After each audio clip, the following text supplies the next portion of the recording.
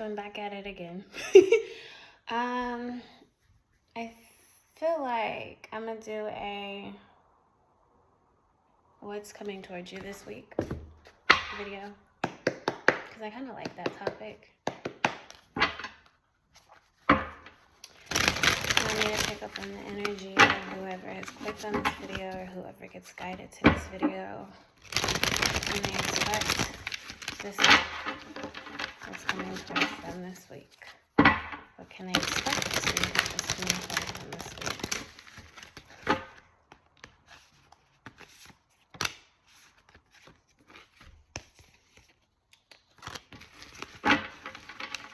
week? Okay, so right off the bat, somebody is tired because you need to start making and taking risk to improve your situation. And it's a decision at hand that you need to make. I think that's all that came out, right? Yeah.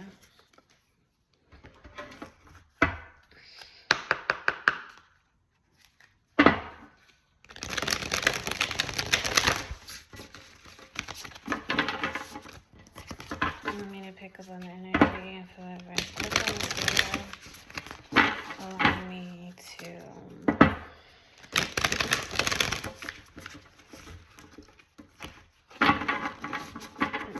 pick up on the energy whoever clicked on this video. What is coming towards them this week? What can they expect?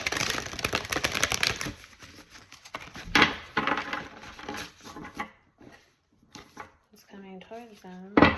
And what can they expect?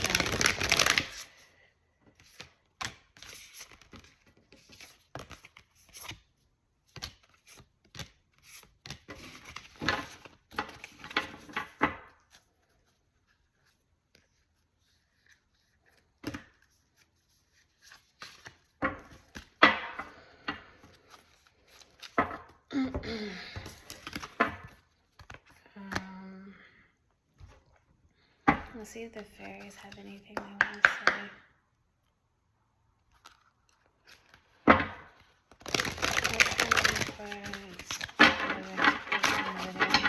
This week, what can they expect? What's coming up is I just clicked on the video. What can they expect this week?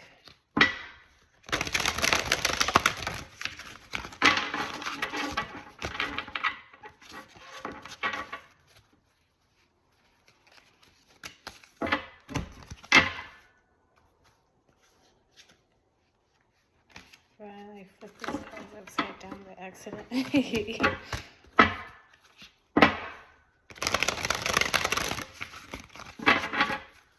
I feel like most cards are reading with the moon. Since those messages are very quick.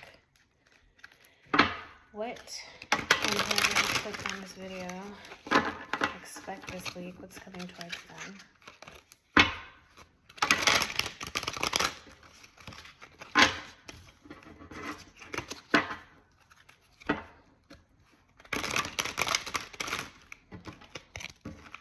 Thank you. Okay.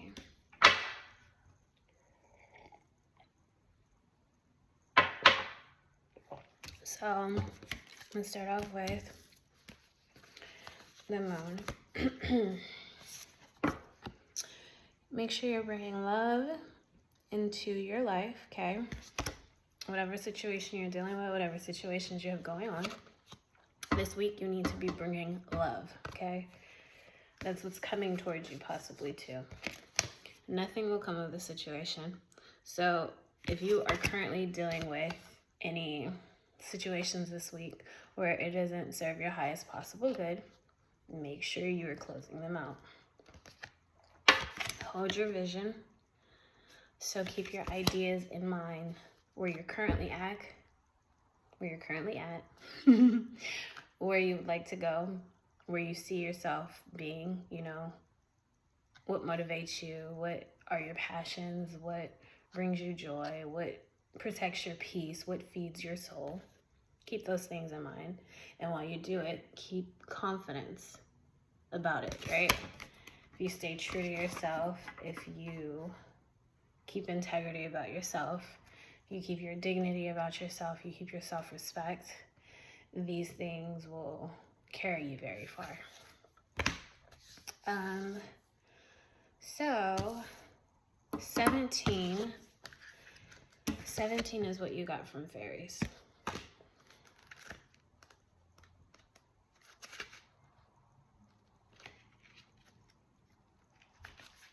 Rest.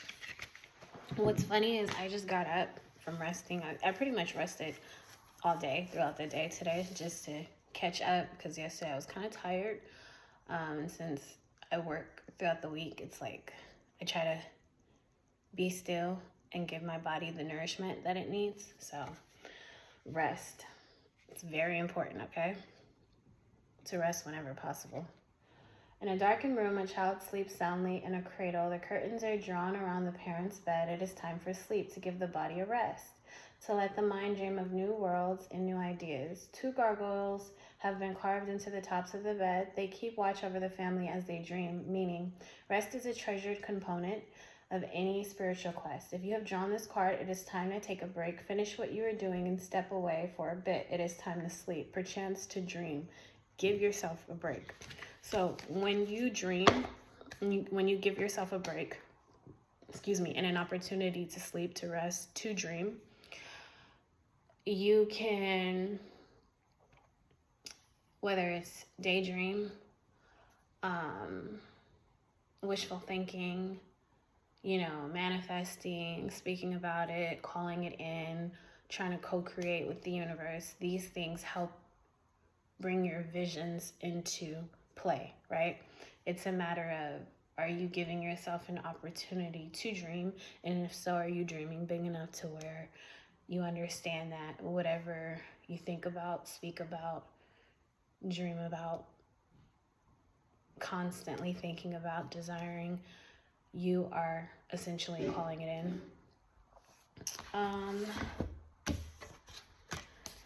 And then I'm going to close it out with the 3 tarots. Let me see.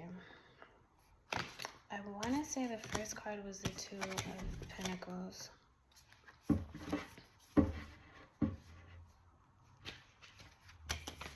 So 2 of Pentacles. Hustling, flexibility, balance. A mountain goat leaps from one crumbling rock to the next, outstretched, confident, and fearless. Goats are a long-time symbol of fertility, faith, and independence. They move sure-footedly through rocky terrain, taking leaps that could spell their doom should they overestimate the distance they need to cross. When upright, the 2 of Pentacles signifies you're currently juggling many different responsibilities. Work life, family life, and all the little tidbits in between are rubbing around your head, and you are succeeding in keeping them all afloat, but that isn't to say such productivity is permanent. So the word easy came out. That's nowhere on here. So I know it's not easy, but you've been balancing, right? Your energy won't last forever. Manage your priorities carefully and stay focused. Ask for help if you need it, and try to be as flexible as life changes around you. You may be balancing work and family perfectly one week, only for something to change the next. And I don't know why my head just started throbbing. It's like the top of my right eye. So, to look up what that means. Just pay attention to your body. If something makes you feel off or uncomfortable, drained, right? Make sure you go in the opposite direction. If you feel happy and energized, continue to move forward. But pay attention to your body trying to communicate to you, because these could be little warnings, these could be little signs, these could be little messages trying to get your attention. And if you overlook them, you could be, missing like your protection signs or signals. Be attuned to these changes and open to changing yourself to keep up with them. Balance is key to staying on top of things. The best way to do many things is to do one at a time. So do not, excuse excuse me, do not stretch yourself thin.